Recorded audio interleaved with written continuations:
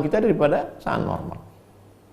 Selama ini tablik akbar di tanah lapang sana, di stadion ini ceramah, tak pernah kita membahas. Tapi begitu bisa kita selesai 53 stasiun.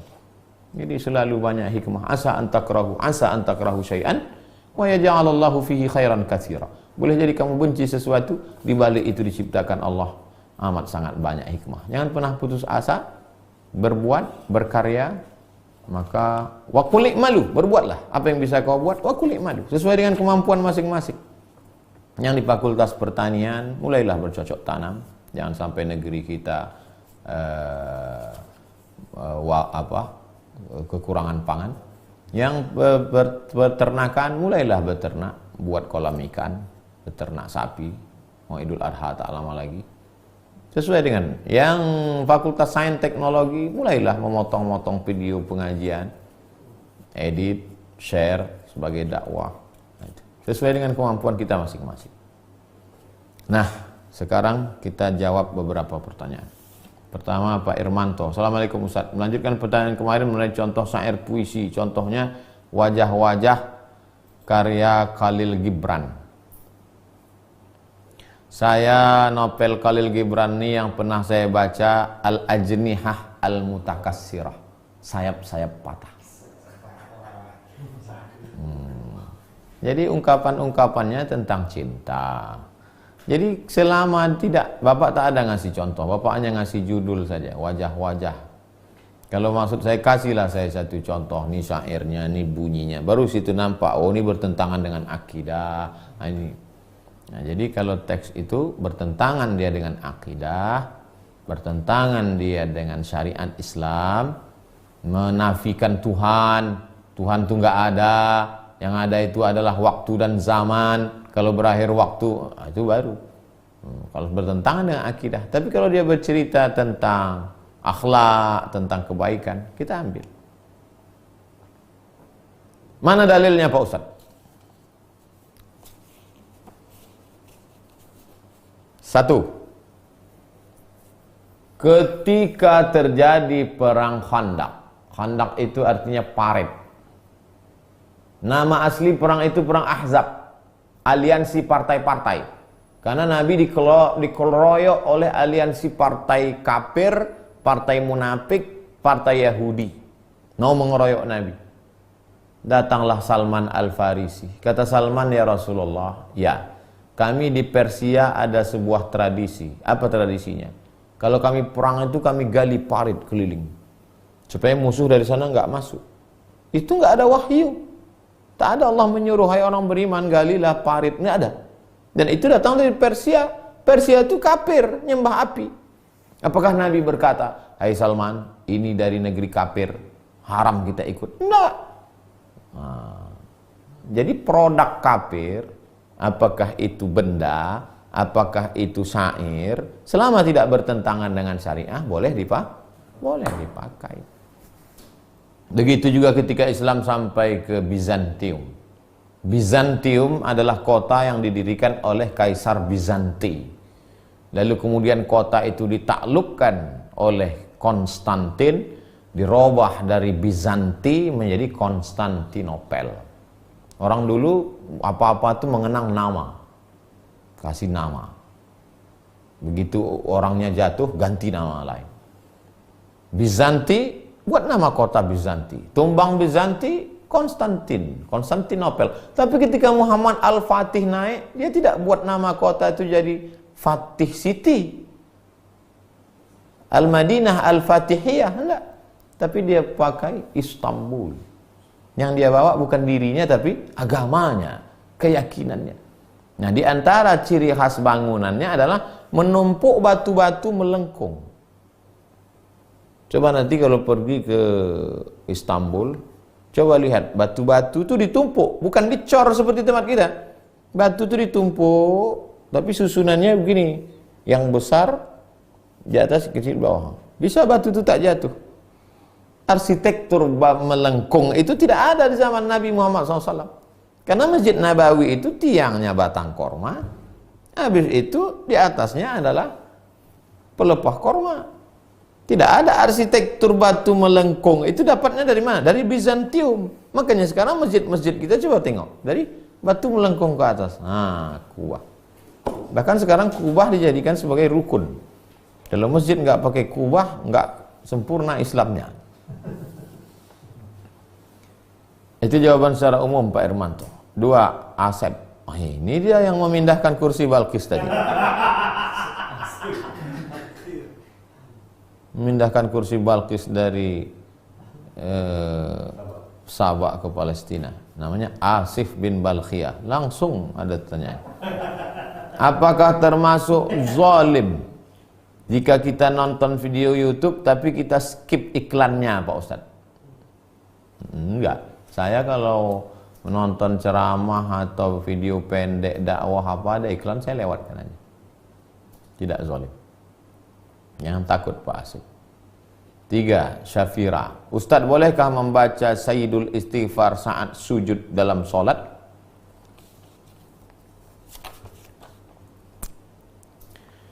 Sami Allahu liman hamidah. Nabi membaca doa Rabbana lakal hamdu mil'us samawati wa mil'ul ardi wa mil'u ma syi'ta min syai'im ba'du.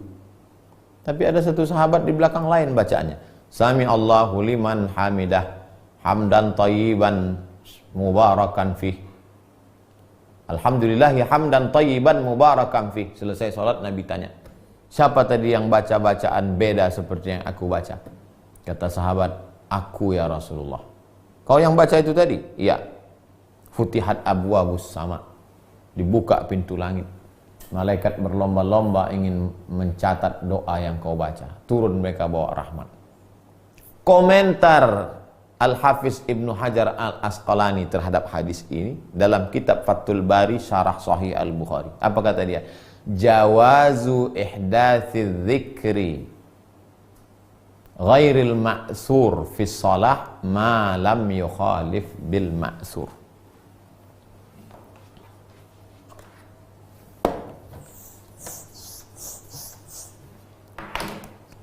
Komentar Ibnu Hajar Asqalani, jawazu ihdasi dzikri ghairil ma'sur fi shalah ma lam yukhalif bil ma'sur. Jawaz, boleh. Ihdas, membuat. Zikri, doa. Ghairil ma'sur, yang tidak ada dalam Quran dan hadis. Fis shalah, dalam salat. Malam yukhalif bil ma'sur, selama tidak bertentangan dengan Quran dan hadis. Jadi Ibu Safira, ketika Ibu sujud, Ibu buat doa. Ibu buat doa ketika sujud terakhir salat tahajud. Tapi bahasa Arab, jangan bahasa Indonesia. Allahumma rzuqni rizqan halalan thayyiba. Allahumma rzuqni sayarata Lamborghini. Boleh membuat doa yang tidak bertentangan dengan Quran Sunnah dalam sholat. Nah sekarang Ibu baca doa Sayyidul Istighfar, sedangkan yang dibuat sendiri aja boleh, apalagi doa yang dibuat buat Nabi. Apa isi Sayyidul Istighfar itu? Isi Sayyidul Istighfar itu doa Allahumma anta rabbi, ya Allah engkau Rabbku, la ilaha illa anta khalaqtani, tiada Tuhan selain engkau, khalaqtani, kau menciptaan aku, wa ana abduka, aku hambamu, wa ana ala ahdika, aku ada perjanjian dengan engkau, wa wa'dika mastata'tu, sesuai dengan kemampuanku, abu'u laka bi ni'matika alayya, aku datang menghadapmu dengan nikmat yang banyak, wa abu'u laka bi dzambi, tapi aku juga datang dengan dosaku yang begitu banyak. Faghfir dzunubi, ampunkan dosaku, fa innahu la yaghfiru dzunuba illa anta. Isinya adalah pujian dan doa. Ya enggak apa-apa. Yang tak boleh itu membaca ayat. Allahu akbar. Allahu la ilaha illa huwal hayyul qayyum. Tak boleh. Kenapa tak boleh? Karena sujud itu paling rendah. Sedangkan ayat kalam Allah tinggi. Tak boleh yang tinggi dijatuhkan ke tempat yang rendah. Begitu Bu Safira. Safira ini rumah sakit di Pekanbaru. 4. Amos. Ustadz, apa pendapat Ustadz tentang kitab perukunan?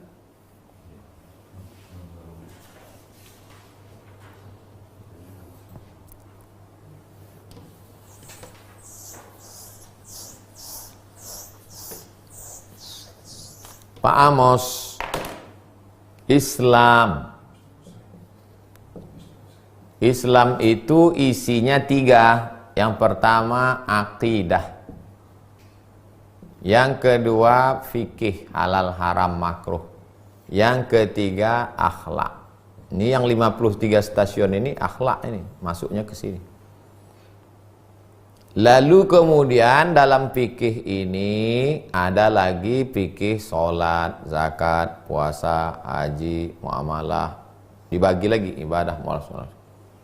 Nah, khusus yang fikih ibadah ini, datanglah al-muhtadin. Tapi sabila al-muhtadin terlalu tebal, maka diringkas lagi oleh ulama Banjar, namanya Perukunan Melayu. Yang nulis Perukunan Melayu ini cucunya, cicitnya masih hidup. Dikasihnya saya 1 eksemplar. Ustadz selalu nyebut Perukunan Melayu, itu kakek saya yang nulis. Nih saya kasih ke Ustadz waktu saya pergi ke Banjar. Gara-gara Perukunan Melayu inilah nenek moyang kita tahu sholat. Saya waktu datang ke Islamic Book Fair, Ustadz tahu nggak buku apa yang paling best seller selama? Saya penasaran, saya sangka buku yang Inggris-Inggris yang hebat. Buku apa? Tata Cara Sholat Lengkap. Itu buku yang paling best seller. Tata Cara Sholat Lengkap yang warna biru muda. Itu buku yang paling laku sejak zaman dulu sampai sekarang. Sebelum buku itu ada, buku itu kan tulis huruf Latin. Ini buku yang paling maju. Perukunan Melayu. Kenapa disebut Perukunan? Karena di situ cerita rukun, syarat rukun. Jadi buku ini bagus. Mazhab yang dipakai apa? Mazhab Syafi'i. Adik-adik yang di Fakultas Syariah buat skripsi. Perukunan Melayu. Studi filologi. Kalau kami dulu di Maroko ada satu mata kuliah namanya Manhaj Tahqiq Nusus. Studi teks klasik, filologi. Kaji itu. Kaji. Supaya anak-anak zaman sekarang milenial ini tahu bahwa ulama kita itu hebat, karyanya luar biasa dan pakai huruf Arab Melayu.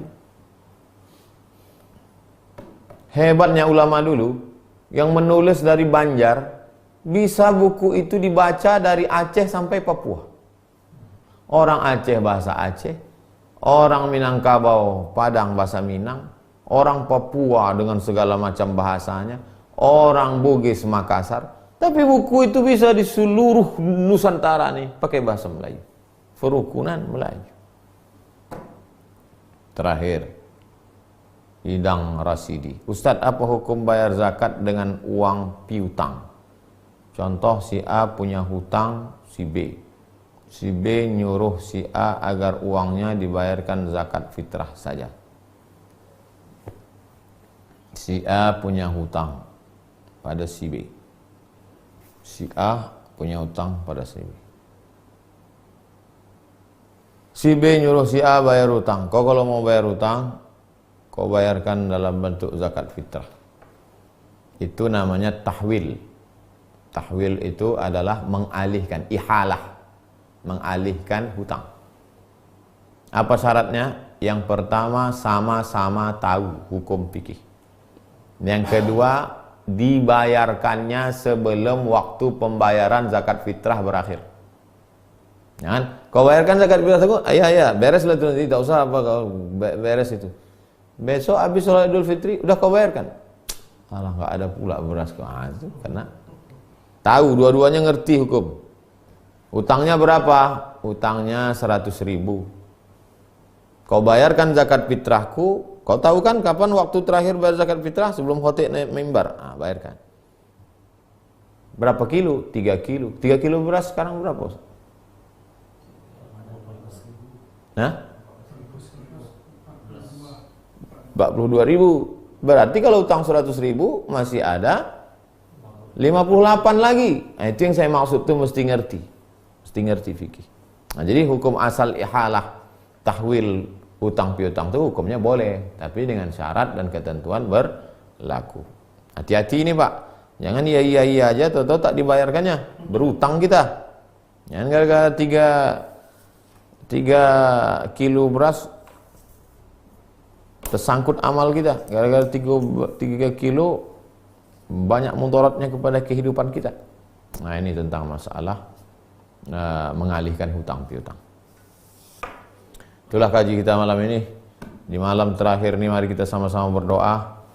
Ala hazihi niyyah al-Fatihah. A'udzubillahi minasyaitonir rajim. Bismillahirrahmanirrahim. Alhamdulillahirabbil alamin arrahmanir rahim maliki yaumiddin. Iyyaka na'budu wa iyyaka nasta'in. Ihdinas siratal mustaqim siratal ladzina an'amta 'alaihim ghairil maghdubi 'alaihim waladdallin. Amin. Ila Syekh Abdul Qasim Abdul Karim Ibnu Hawazin Al-Qushairi wa masyayikhihi wa ali baitihi wa li zurriyatihi wa li kafatil awliya al-muqarrabin wal ulama al-amilin as-salihin syai'un lillahi wa lahumul fatihah. A'udzu billahi minasyaitonir rajim. Bismillahirrahmanirrahim. Alhamdulillahi rabbil alamin arrahmanir rahim maliki yaumiddin. Iyyaka na'budu wa iyyaka nasta'in ihdinas siratal mustaqim siratal ladzina an'amta 'alaihim ghairil maghdubi 'alaihim waladdallin. Amin.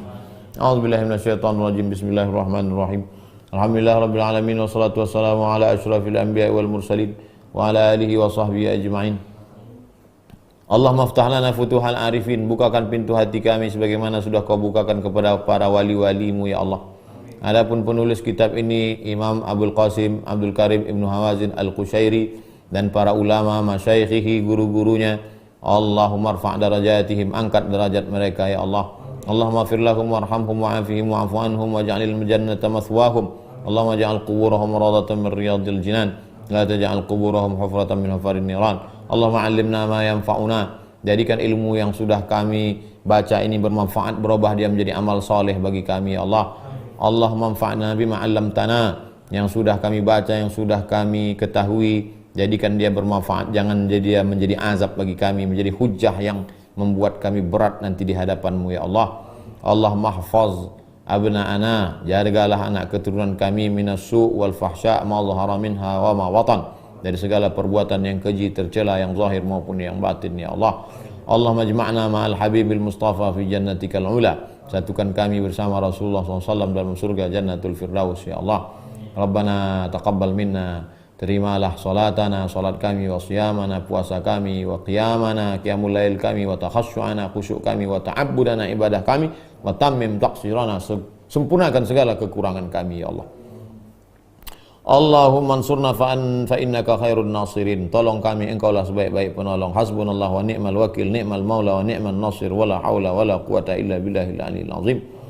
Rabbana atina fid dunya hasanah wa fil akhirati hasanah wa qina adzaban nar. Allahumma innaka afuwun tuhibbul afwa fa'fu anna. Allahumma innaka afuwun tuhibbul afwa fa'fu anna.